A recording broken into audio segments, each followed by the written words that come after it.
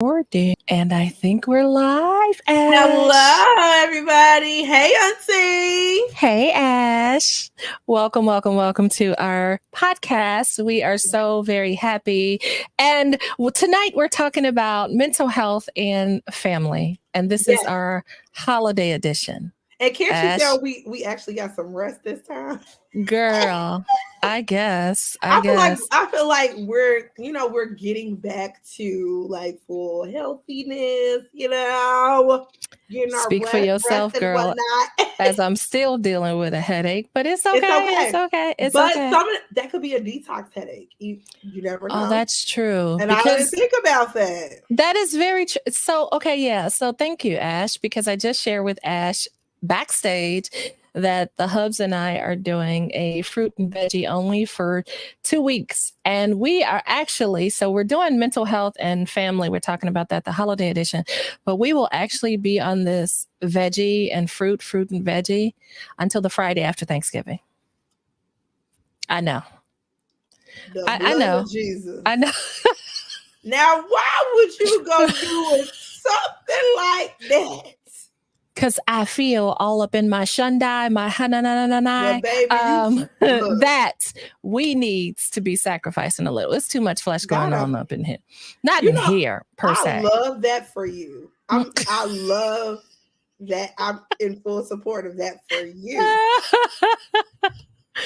Yeah, I just feel like it's a small sacrifice. Like we eat every day. Like, okay, we're going to have things. And then that Friday, when you come off of these types of food adjustments, you can't go head first back into what you used to do. No. So we're going to have to gradually reintroduce meat and stuff. Yeah. And, it's just time. So anyway, you're right. It could be detox related. I don't know. I'm going to have to look into that.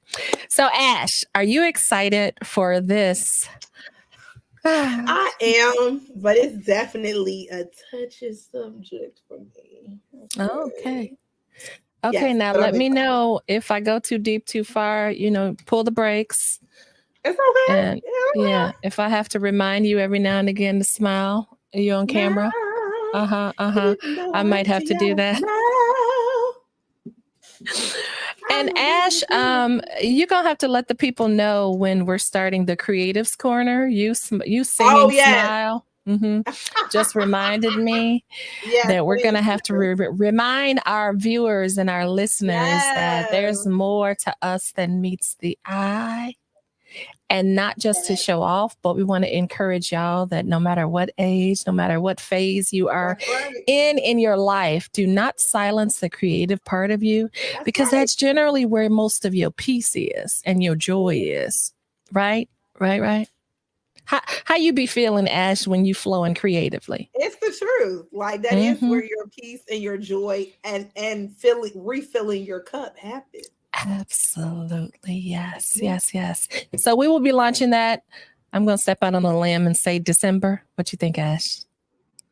Yeah. Let's do it. Okay.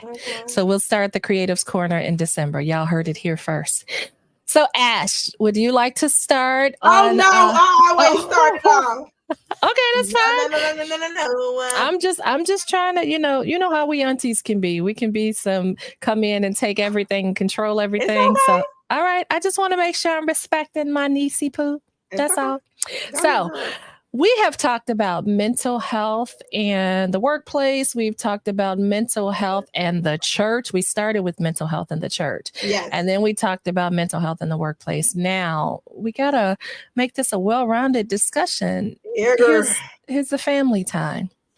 So mental health in the family, that is such a complicated conversation. Yes. And it's complicated because each and every one of us, even if we've been placed up for adoption, we're in foster care, we are all born into a family, even if we don't know the family. For me, mental health and the family has always been this really delicate, quite toxic conversation, because I was born into a very highly dysfunctional family. And when I say that, that includes me. I had my own dysfunctions. And that's due to a lot of trauma, child-based trauma. So when you're born into dysfunction, the way that you process will likely be dysfunctional, right?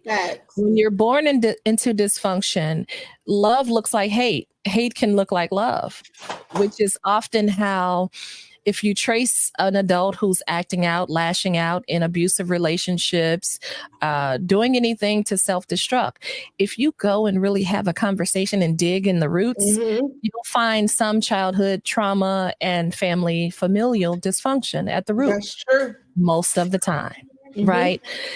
So mental health for me has been a challenge as it pertains to and relates to family because of that. Hi, baby. Yes, even though he's not a baby, he's a big boy now. Mommy is recording. You can't. That's Miss Michelle. That's Auntie Michelle. Yeah. Hi. But guess what? Hi, Jace. Say hi. Okay. All right. Sorry, y'all. It's fine. See, this is family. This is her family. This is her chosen family. And that's okay. Nothing to be sorry about. That's a beautiful thing. So my mental health was really challenged for a very long time because I was surrounded by toxicity. And that's no judgment on my family. That's no judgment on my family members. This thing was generational. It was passed down. If we, as far back as I can remember with my grandmother, there were highly dysfunctional practices in her life because she struggled with alcoholism. And we know all the challenges that come along with alcoholism. Right. And you're passing that down. Then there was so much perversion and molesters and, pedophiles in my family. And you had substance abuse. You had all the mixtures for a toxic concoction. And so my mental health suffered. And then I was born to a teenage mother. She was 16 when she had me. She didn't turn 17 for 3 months. She was literally still in high school. Wow. That's not functional, right? No. And she was single. And my father was highly dysfunctional, as he was a criminal and a pedophile and a rapist and all the things. So we have a lot of combinations that came in and laid the foundation and the framework for me to have mental health challenges. And so I did have clinical depression, and I struggle with all types of thought processes. And we've talked about this, just too much, the suicide ideation and the suicide attempts and all the things. But even though all that's the case, I want to focus on when that is in your foundation, when you have been introduced to the world in a dysfunctional family, how the holidays look for you, right? Yes. Now, every day was hard enough, but then you add holidays. That makes it, yes. So you already know. So I'm not going to dig into being a child because I had no choices as a child. Holidays were what they were. Alcohol everywhere. Girl, I was mixing drinks for my mother when I was 7 years old. Oh, Lord. Now, I can tell you the mixture. Let me tell you the drink. Because I want to know what that mixture was. Let me tell you the drink. It was Crown Royal or Martell. Okay. Crown Royal or Martell, depending on which one she purchased. I don't drink, so I don't know if one is more expensive than the other, but it was Crown Royal or Martell, 7-Up and lemon juice. Interesting. And I was 7 years old making a mixed cocktail for my mother and bringing it to her. 7, 3 years older than your son. So when we talk about dysfunction, dysfunction junction, what's your function? Okay. Wow. Yeah. I was buying cigarettes and too short to reach the counter. I was buying cigarettes, going to the store when we lived in Roseland with a note and the cigarettes at 5, 6 years old. They couldn't even see my head over the counter. And I would just place the little note up on the counter. Now, I know a lot of you old heads probably have similar stories. And I was buying cigarettes, Pepsis, and butternut candy bars. Hi, Jace. Hi. Isn't he the cutest? Can you say hi? Hi. Mommy has to record. It's okay. So when we talk about that's just daily dysfunction, but now adding to that cocktail, to that mixture, the holidays. So holidays, as I got older and I could make my own choices and I had my own child and I wanted to protect her from the things that I saw every day, not just holidays and the holiday arguments, the holiday fights, because we're talking about a dysfunctional household. So you add alcohol to that mixture of dysfunctional folks already, folks who already have undiagnosed mental health issues. That's a concoction for chaos. Hello. That is literally an ingredient for chaos. So me having to protect my own daughter and remember, wait a minute, this is what you grew up around.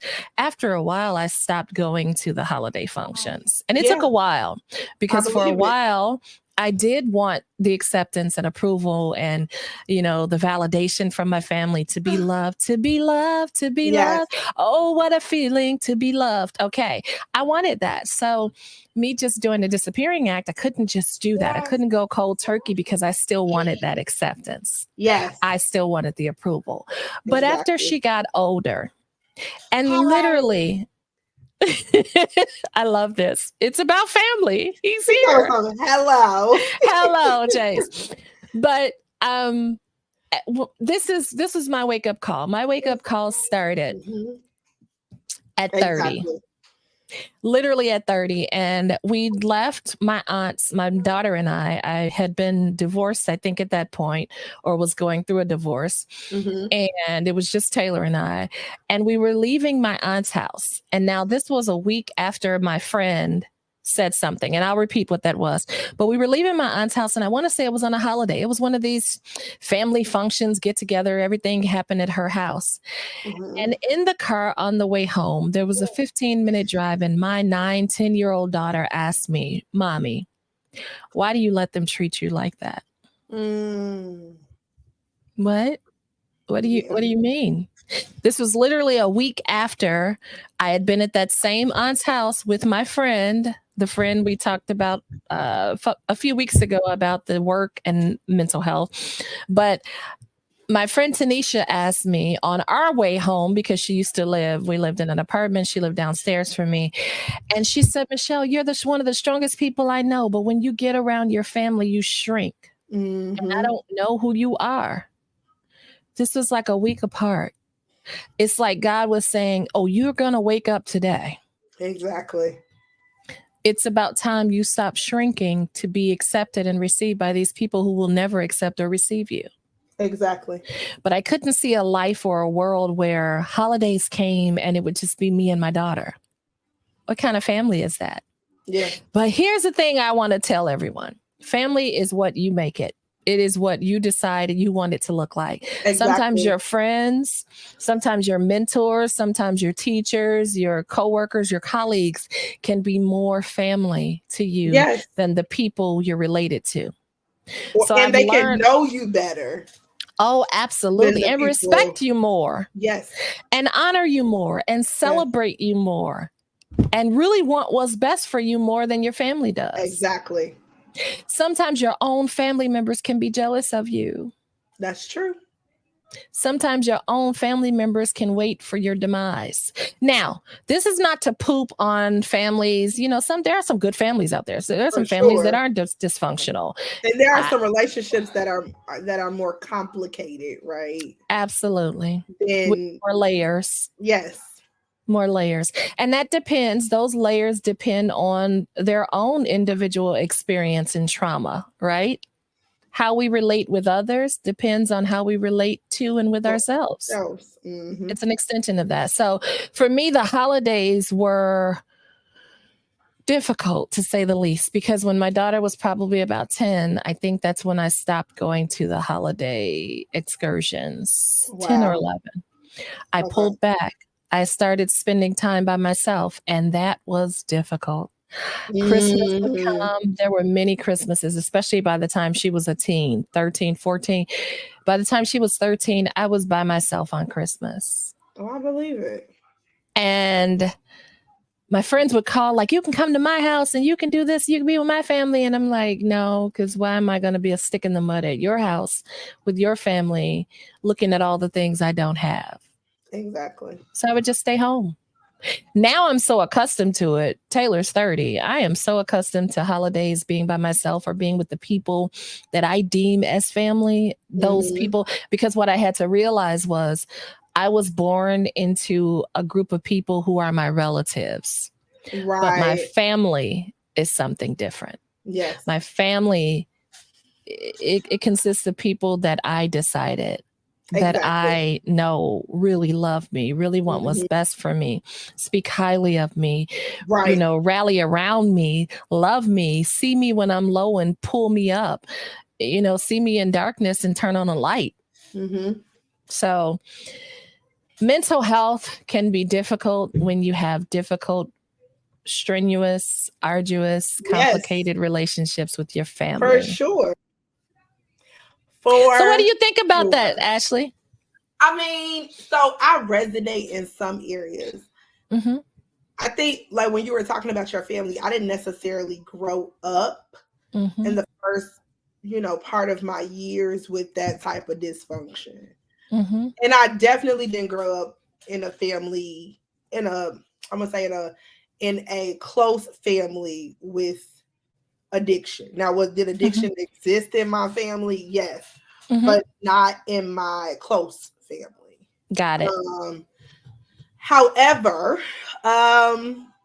yes, I experienced dysfunction during holidays because I spent holidays with the man who was my father. He bought me Christmas gifts and I held secrets, right? Yeah. It was very dysfunctional. Okay. Especially when you gotta celebrate somebody's birthday who has, taken advantage of you in that way. But one instance stands out to me the most. And I'm gonna try to tell this story as quickly as possible. I feel like I'll be the one who always got all the stories.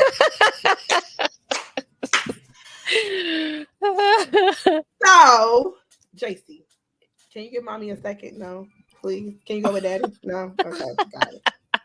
So, sit. This is, okay. So, everybody knows that I cut off the man who I call father, blah, blah. And it had been towards this point, it might have been maybe like 2 or 3 years after this. And we were having Thanksgiving. It was my child's first Thanksgiving. I don't even think he was, oh my God, he wasn't even a month. No, he had just made a month. Wow. But this was his first Thanksgiving. All of my family was coming down to where I lived at because I didn't live in Chicago at the time. But there was one ask. And the ask was, could my estranged father come to Thanksgiving? I had to put me back in this frame. This okay. was after it was known what he had done. This was after I stopped talking to him. Wait. I'm sorry. My family knew, and I'm not just talking about my immediate family. I'm talking about even my real dad's family knew. Wait. This was after I got on Facebook and told the world. So I know the answer to this. I have to know with everything all the disclaimers you just put out there. So the person who asked you this knew. Yes. And they knew you'd cut the person off. Yes. Okay, got it. Go ahead. I'm sorry. But it wasn't just one person. It was another person that was kind of supporting this person. And one thing about me, I'm just like you. When you were talking about when it comes to your family, you kind of shrink. Yes. It's hard for you to say no. Because guess what? You've been going along with the program all along. Yes. And it's been a program that they have benefited from. Okay? Yes. Regardless if they ask you to do it or not, right? They have benefited from you closing your mouth.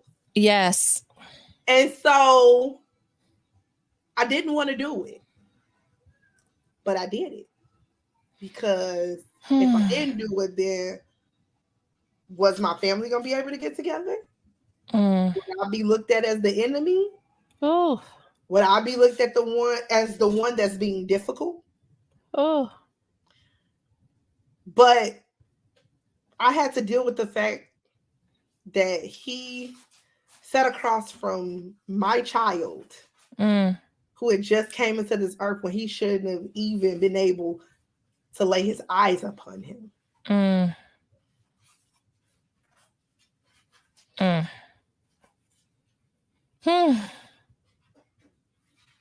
Yeah. So when we talk about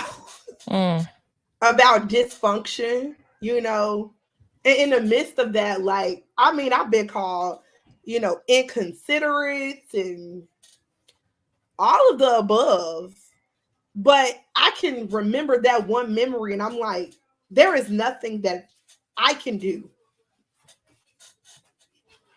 that would even remotely be equal to that. Right.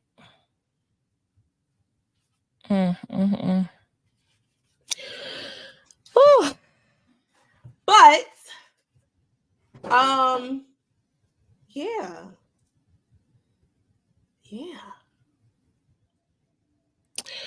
And that was about, because Jason's 4. So that was about 4 years ago now.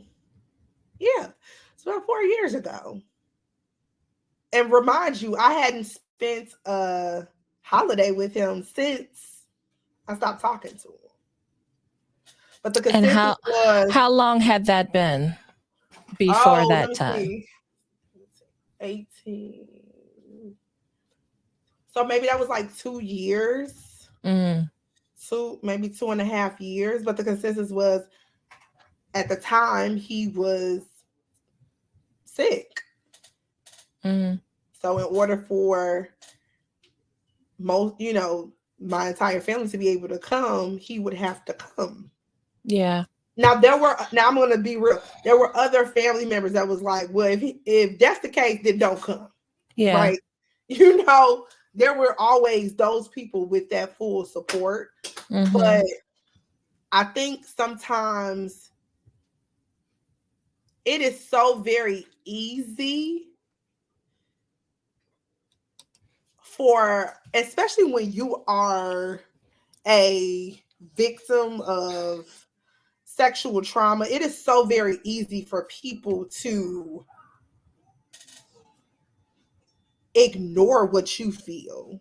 Absolutely. Because they don't understand that it is a pattern that they've been following for so long. Yes. And this person gonna just do what I asked because they always give in. Yeah, and it benefits them. Exactly.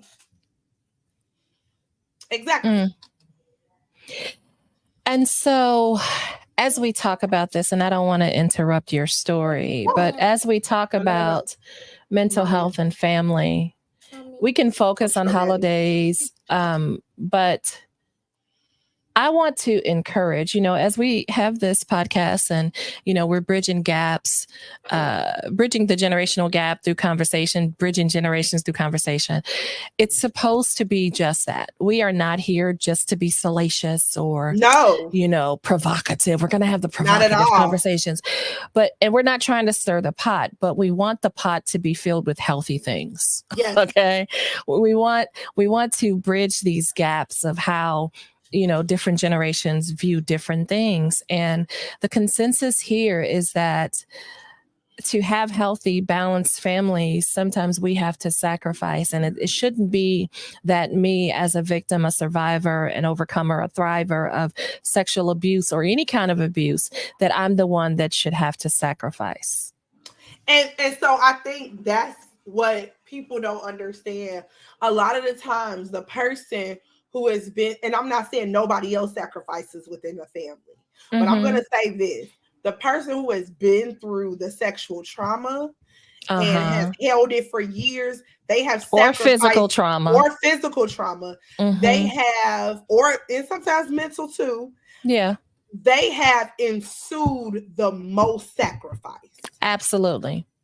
And people feel, especially relatives, feel very comfortable asking that person to continue to sacrifice. Exactly. Continue to be the sacrificial lamb so that I can get what I want, because I don't want to stir the pot, because maybe I'm not ready to deal with the things or to deal with the predator or to deal with, well, that's fine for you, but what about me? Yeah. Yeah. And that is the point of these discussions, these sticky, tricky, difficult conversations, especially as we're swiftly approaching Thanksgiving and these holidays, right? Where everybody comes together and they sit around the table and they just pretend. And in my family's case, they couldn't pretend because you had the alcohol factor with people who many of them were alcoholics dealing with alcoholism. So things would always, you know how you used to hear the old people say, a drunk person speaks a sober mind. Or you'd have a lot of inebriated people speaking things that were suppressed within them. And now with this liquor on it. So that's what I was about to say. Sometimes it doesn't even have to be as deep as sexual trauma. Yeah. Sometimes people just have those familial dysfunctions, right? Absolutely. That they have never dealt with. Never talked about. And then they get to Thanksgiving and you arguing about the macaroni and cheese. Absolutely. Which in all actuality, it's not about the mac and cheese. It's not about the mac and cheese, but the mac and cheese is dry, right? Like, it's not. I had to make it funny somewhere because we was getting a little happy. No. But the mac and cheese is dry. You didn't cheese that mac. And we know it. Or let's go a little funnier or deeper, whatever. Think about when you're invited to something and your first question. What's your first question? I'm not talking about the food. Who gonna be over there? Thank you. Who gonna be there? Because I know that's my first question. I'm already a severe introvert, so my favorite place is my four walls. Okay, but if I'm going somewhere, I got to know who gonna be there first. Who coming? Who coming? And then after we find out who coming and there's food, because I don't just eat everything. I'm quite a picky kind of person. Yeah. If I'm eating food that have been cooked by hands that I'm not aware of, I want to know who cooked what. And this is the thing. So like, I have that dysfunction happening, but then I come from two sides that are very opinionated. Oh. You know, and so you opinionated.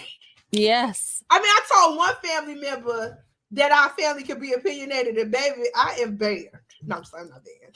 I just said it wasn't coming around. I'm lying. I'm not banned. However, my family is very opinionated, like super duper. And sometimes we don't want to hear that, friends. We just want to eat the sweet potatoes. Can't we all just get along and eat these here macs and cheeses?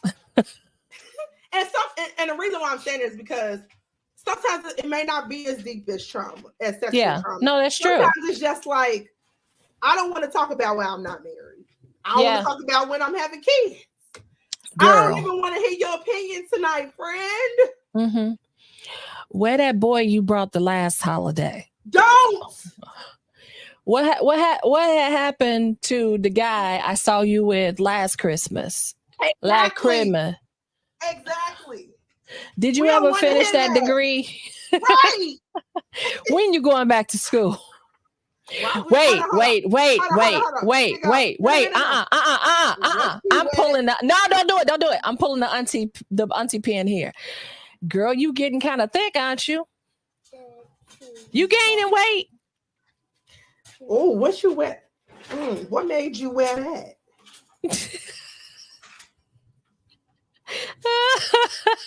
Hello, friend. Because I wanted to. And so here, listen, as an auntie, it is my vow to me that as I age, and I only want to get to be 75, so that means I got a good 24 more years to go. I hope you live past that. I don't care. That is witchcraft. I bind you in the name of Jesus, you witch you. With long life! I bind it in Jesus' name. Snatching it up, throwing it back. Well, shoot, it don't even matter because the way we going, he come back the ma. But as an auntie, you know that I have vowed to myself, I will not be that old cantankerous woman that anything that comes up comes out your mouth. I will not be that woman that sees the young folks and why she got that on, and girl, you getting a little fat, a little thick around. I will not be her. If I can't say something encouraging, inspiring, uplifting, I will shut these here lips. Yeah. Because I don't know what it is about people when they get some age behind them that they think they can just say any and everything to any and everybody. Now, it's one thing to defend yourself. Oh, yeah. But if you're coming into a room and somebody comes in and you got all negativity to say, shut your lips. Shut your lips. But I don't care how old you are. My problem is this. I'm going to say I got two things on my brain. Mm-hmm. One is, and I'm going to say this because it can be yes and, right? Mm-hmm. Yes, my favorite. You know, that's my favorite. Is very opinionated. Mm-hmm. But when those opinions or those strong stances are being used the correct way, right? Amazing. Yeah. Right. Because that's why I said to uplift. Because I don't want nobody texting and calling. Yeah, she said. Amazing. Did you see that podcast? So make sure you get to 31 minutes and 54 seconds. Okay. Nevertheless. Oh, my head hurts, girl. Go ahead. Nevertheless, why do the old people at the barbecues? Why do the old people over at the Thanksgiving dinner? Thanksgiving. Why do they think they can say whatever they want to say? And then we're supposed to be respectful. And that is my point. That is literally my point. And it is something that I think, and I'll explain it. I think it's something that if you're not aware, if you don't do the work, that self-work, if you're not reflective of who you are, if you don't check yourself, it could be easy to glide on in there. It could, and because I say that because I know as I've gotten to be 51 times around the sun, I know how this mouth has gotten.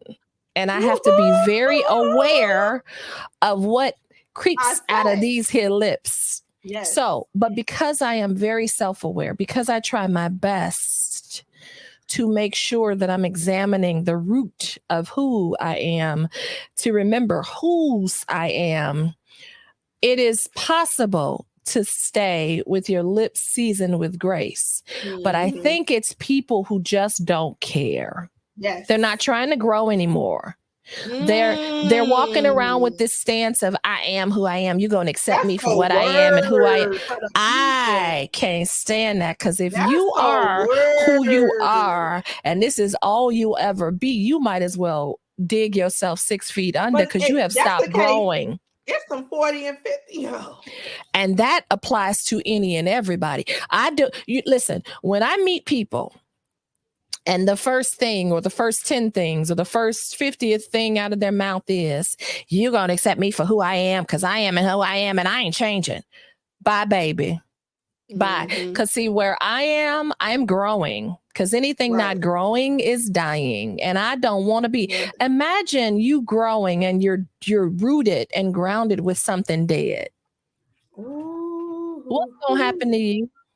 You finna die. You finna to die. Okay. And I don't want to be around anything dead. Okay. Only dead things I'm eating. The only dead things I want to be around is the chicken when we can come off of this here veggie and fruit. Clams. Okay. That's the only dead thing. And that sounds gross to even say you No, want to eat I dead mean, chicken. but then I also need for older people and middle-aged people to know that correction has to come with relationship. Right? Absolutely. You can't. And I think we confuse relationship with proximity. Absolutely. Right? And bloodline. Proximity and relationship and bloodline are not the same thing. At all. Right? At all. And when you have relationship with people, I know the meter of love that you have for me, right? Uh-huh. Which means that I can accept that correction from you. Uh-huh. Right? But if it's hard for me to tell what is the love source, right? Mm-hmm. What is the manner of that love, right? Mm-hmm. Especially when it's been mixed up with some other stuff. Mm-hmm. Okay. Mm-hmm. Then it's going to be hard for me to take correction from you. Yes. And part of that too, I mean, it's a two-way street, right? Mm-hmm. As we're talking about generations. Even there are times, because millennials be on something. Woo-hoo, there you go. There are times. Stepping over in my parking lot. There are times when even if you have the relationship, some of these here young folk only want to hear the yeses. They don't want to hear the no's. Nobody has taught them how to hear the no with grace. Sometimes the no is to protect you. Hey, Ma, do you like this man that I'm dating? Nope. Now you ask me the question. Don't judge me for my answer. I'm just talking in general. I'm talking. I'm not even talking about just in general. Before my mama had even get to that sense. And that's called wisdom. But there are times when these here young folk, all they want is the yes. All they want is the approval. No correction, no rebuke, no anything. Correction now, even though it's said and spoken in love, it's met with resistance and disrespect. And so that is, but that again, once I know, listen, for me, especially when it comes to young, I don't care if it's somebody my age, even with my closest friends, literally, I will ask questions like, hey, you're sharing this. Why? Do you want my response or did you just want to vent? Because sometimes when people are talking, they don't want a response. They just want to get it off their chest. And so if I know that's what you want, I'm going to be quiet. Like, girl, wow. That's all you're getting from me. But if you say, no, I'm sharing because I really want your input, then I give my input. Now, if you resist it, that's on you. I'm just giving you what you asked for. But my question is this, because I'm about to be you. Come on. What kind of tools are we going to give to people? What kind of tools? Yes. Oh, you're talking about the audience? Yes. To give to people. So, okay, for how to... Go ahead. Yeah, go ahead. Give to people that for holidays, for family, how to navigate your mental health and your family. Yes. Okay, so first and foremost, with any and everything, and I think this is this common thread that we have for all of these discussions about mental health. Lead by example. Mm-hmm. Period, poo, period, point blank. Okay. If you are not in a good space in your mental health, and these here holidays is coming up, and you already know the very first thing. In that position. Hello. Yes and amen. Don't you go around that corner. You best be doing everything you can to protect yourself.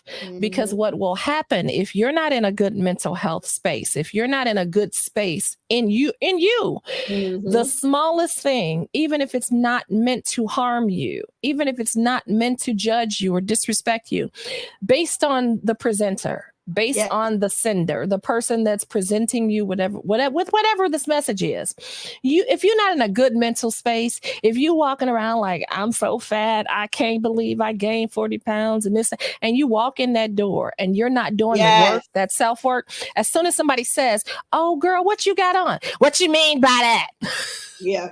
I just meant like what you got on, like you look cute. Like the friends giving is better to go to than the actual thing. Because the friends know where you are mentally, spiritually, emotionally, if they're real friends. Right. They know where you are. They know what you need. They know, oh, she's really sensitive about that 40 pounds she put on. I ain't saying nothing about weight, clothes, nothing else. So you gotta be that person that the word talks about. Every man, woman, girl, boy, grown up, gotta seek their own soul salvation. What's your soul salvation? Your mind, your will, your emotional salvation, that mental salvation. You got to seek it. You have to do that work. So first and foremost, lead by example. If you won't respect yourself enough to know where you are emotionally. Right. Can you take a repeat of what happened last Thanksgiving? Well, because now it might not happen this Thanksgiving, but it might. Because unless these people are self introspective and all that, unless they are, it could very well be escalated this time. But you also got to know yourself, because sometimes people are not saying things necessarily on purpose, but because we have unhealed wounds, right? That is the very point. We hear something totally different, and I'm here to say that I've done it too. So starting with you, that is the very point. That's why I use the weight thing. And you go in the house and some girl, what you got? And you hear it as, girl, you fat. But she didn't say that. So do your work before you go to this holiday excursion. That's right. Do the work on yourself. So first, lead by example. Be in a good mental space when you're going to extend yourself to these holiday events. Be in a good mental space, number one. Number two, ask questions. If someone does say something cross to you, what do you mean by that? Well, exactly. Can you explain what that? Can you explain? Can you expound on that? Wait, I'm sorry. I heard you say, mirror back to them what they just said to you. A lot of times, a lot of the issues that we have, not all the time now, because if you're just dealing with a fool, you're dealing with a fool. Right. But a lot of times we could mitigate the arguments and the issues with people if we would repeat back to them, echo it back. Wait, did you just call me? Did you just say, girl, you sure are getting fat? And let them hear what they said. Yeah. And oftentimes they know that it sounds ridiculous. Exactly. You say it back to them. Exactly. So stand in your power, ask questions, right? After you've asked the questions, when it's time and you know you are at your limit, leave, girl, leave, boy, leave. Shake the dust from your feet, grab your keys and your kids and go. Your keys, your kids, your spouse, and go. If you have a spouse, go. This is you. This is out to go. And say bye with a smile. Exactly. Bye, y'all. Happy Thanksgiving. See ya. One thing that I did forget. So we talked about first, leading by example, making sure your mental space is good. Second, ask questions. Third, leave when it's time. But also, I think sometimes we have to examine ourselves. What is this going to cost me? Exactly. Is this adding to my life or is it taking away? Because it is, to me, this is little old Michelle, this is not God, this is not Jesus. To me, it is a fool that keeps going into a room that's stealing from them. That's a fool. You know you're going to walk in, you're walking in with excess. You leaving with a deficit every time you go into this space. Why you keep going? That's true. What are you getting from that? And I think also, I'm going to say this. I am so in a space because sometimes we go in these spaces trying to prove. Oh, yes. Something. And unfortunately, but fortunately for me, unfortunately for others, I am so in a space of I don't have the strength to prove anything else. Whatever you want to believe. Girl, go with God. Gone on, sister girl, and believe. Gone on, brother boy. You have that gift early. The gift of goodbye, that would be me. But the sad part about it is it took me so long to get here. Me too. And I'm just in a space of, I feel like I've tried to prove myself to friends. I've tried to prove myself to family. I've tried to prove and it's just like, so if you think I'm all of these things, then by all means, continue to believe them. Listen, I could write that book. I don't have any more evidence. I could have evidence, but when I know it's falling on deaf ears. Hold on. Mm-hmm. You can have evidence, but if there is a narrative that has already been believed, bingo, bango, then there's nothing you can do about it. And that's what I've learned. This right here is the adult, grown folk conversation. I'm just saying. Because we believe that grown folk conversation has to be lewd and lascivious and sexual. No. But it don't. When you grown, you say, I don't care who it is. When I say that, there's proof in my pudding. Okay. I'm not going to go into why, and I'm catching the air now. But there's proof in my pudding. I don't care who it is. When you have established a narrative about that me, makes you comfortable because of your own stuff about me. See, because sometimes not just comfortable, but that makes you look like the victim. The victim and the better person. When you have created a narrative about me that makes you the victim and you look like you so much better, go with God. I'm not going to defame you. I'm not going to. Do you know the amount of stories? Do you know the amount of times this has happened to me? And not even just family. These are just other stories where I could completely decimate a person and their whole existence. I know things about people that I've experienced that have lied on me, blatantly lied. I have the proof and all. And I could literally disrupt their whole life. Instead, go with God. Because if you can sleep at night, you have to be accountable, just like I do. So I'm not fighting what you think about me. No. I'm not arguing it. I'm not trying to prove you're wrong, even though you probably have proof. Go with God. And I'm not going to even try to prove that I'm a good person. None of that, because anybody who knows me knows the truth. And anybody that I really care what they think about me in that sense, they know the truth and they want to believe the truth, not a lie about me. So if it feeds whatever insecurity, whatever, go with God. And I'm not going to stop living because of your narrative that you have to be accountable for, not me. Exactly. Because once I start doing all that other stuff, now I can become that person that you've created me to be in your mindset.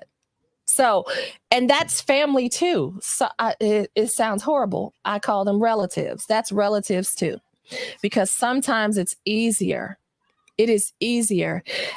And often within our relatives and the families, often people will create this horrible narrative about you after they've done something to you out of their own guilt.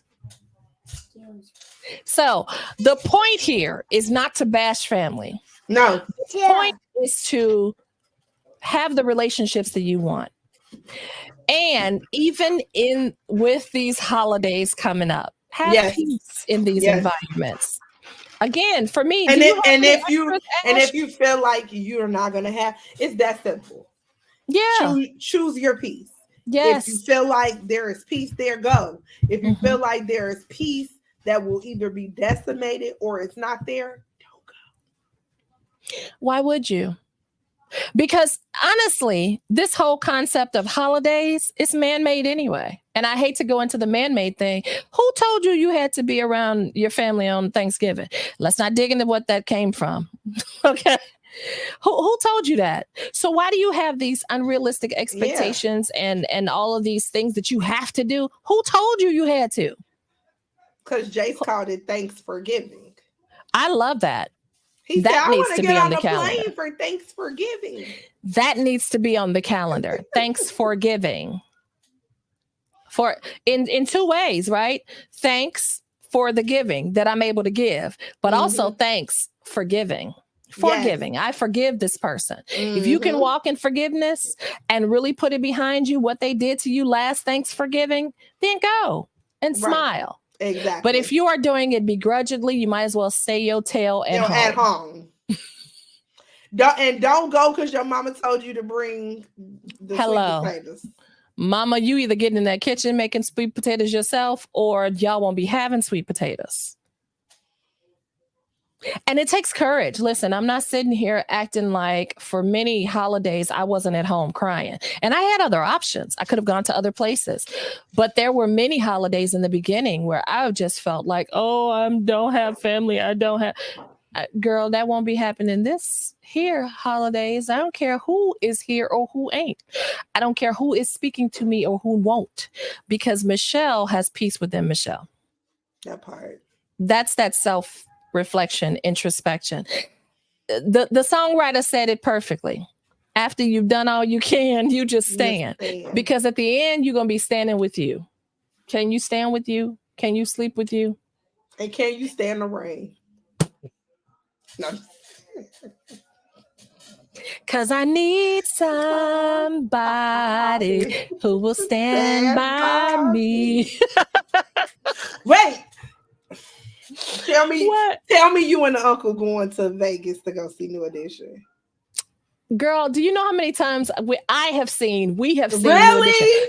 I have seen New Edition with the uncle. I've seen New Edition with my brother. I've seen New Edition by myself. I've seen New Edition 3 times. I'm like, I'll pass. Okay. I love them, but I think 3 times in 4 or 5 years. Oh yeah. You done had enough. We've seen New Edition with Charlie Wilson. I've seen Charlie more than once. Charlie Wilson is good. Girl, Charlie Wilson, if you can see him. He is amazing. And the last time we saw Charlie, he was with New Edition. He had just had, I think, 2 surgeries, and that dude was still on the stage dancing, singing, and everything. Wow. He is amazing. He sound just like his old music with the Gap Band. He can sing. He can really sing. Like, God has blessed his vocal cords and his life. But yeah, no. I do want to go back to Vegas, but New Edition, I love them. They're amazing, but I'm good on that. So, anything else? Any other tips on how to live through these holidays with family and have good mental health? No, I feel like that is, and this is the thing. I think you hit it very well that you started staying home, but then now you had created some other traditions, right? With your child. And I think sometimes that can be hard, right? Yeah. But I think that it is worth creating, right? Your own traditions. Don't be afraid to create your own traditions. Absolutely. And that is part of managing and fostering good mental health. Yes. Because your mental health, even if you have a mental health disorder, diagnosis, whatever we're calling it, your mental health is your responsibility. Yes. It is not on anyone else to make sure that you're good other than you. If you're an adult. That's right. If you're an adult. If you're a child, then of course it's your parents. But if you're an adult, it is your responsibility. So when they get all up and through and under your skin, you got nobody to blame but you. That's right. Sorry, Pooh. Sorry. Take it from your auntie. I think niece even agreed. I agree. Come on. There we go. I agree. So that's what we have. We hope you have a beautiful, wonderful Thanksgiving, which is next week. Yes. We hope that you have the Thanksgiving that you deserve. How about that? That part. How about that? You have the Thanksgiving that you deserve. That's right. Okay. So until next time, our next episode will be in December, and we will be launching the Creatives Corner, y'all. Oh, it is gonna be good. This is gonna be so good. You're I can't wait. A poem every week. Girl, I do more than poetry. Okay, but poetry is good though. But I do more than poetry. Okay, but yeah, this is gonna be good. So thank you, Ash, and thank you to all of you. Please, we always forget to ask you to like, subscribe, and share. Yes, please like, subscribe, and share. Share this out. Share it out. If you can. if you can, go ahead and follow me on Instagram as I am Ash Janelle, on YouTube as Notes with Ash. Am I missing something? Oh, and if you want to, go ahead and purchase the surgery on Amazon. We always forget this. We're going to do better. And please follow me on Out of My Shell. It's just like it spells, OUTTAMICHELLE, The Voice, on both Instagram and YouTube. And When She Flipped is out there everywhere. Look it up. When She FLPT. Look it up. But also share this video with your family members. With your friends. And specifically your family members, so they know that when you come in with this new posture, they know where you got it from. Period. Hopefully y'all all can have the same posture because y'all all listening to the same wisdom. Period, Pooh. Okay. We'll see you all soon. Bye. Take care. Have the Thanksgiving you deserve. Bye, y'all. Bye. Bye.